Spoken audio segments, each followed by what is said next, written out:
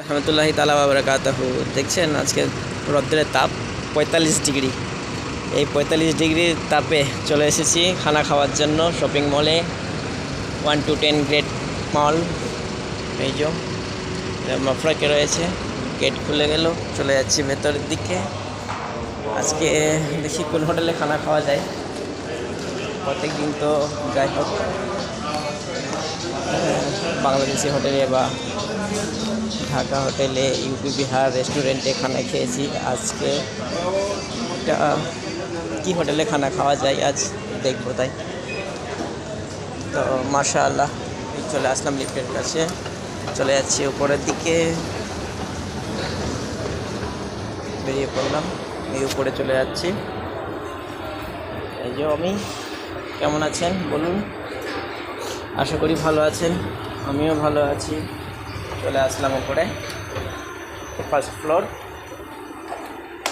First ফ্লোরে চলে আসলাম। Shopping mall, কি সুন্দর সুন্দর ঘড়িগুলো, মাশাআল্লাহ। আতর, সুবহানাল্লাহ, আতর।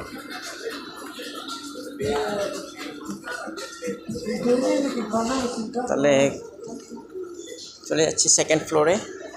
চলে আসলাম লিফটে, সেকেন্ড ফ্লোরে যাওয়ার জন্য লিফটে উঠলাম। এই যে গ্রাউন্ড ফ্লোর থেকে ফার্স্ট ফ্লোরে এসেছি, এবারে চলে যাচ্ছি সেকেন্ড ফ্লোরে।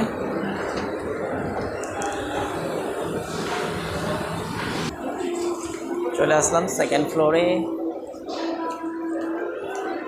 শরবতের দোকান, হোটেল,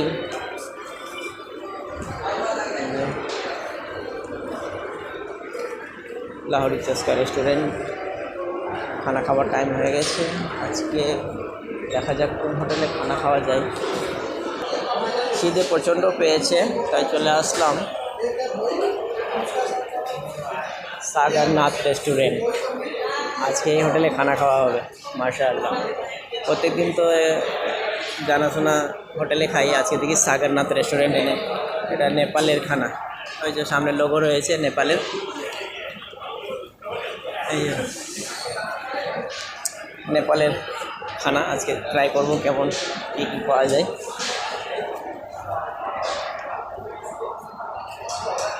নেপালি ভাই রয়েছে না, সাগরনাথ রেস্টুরেন্ট। খানা দেখুন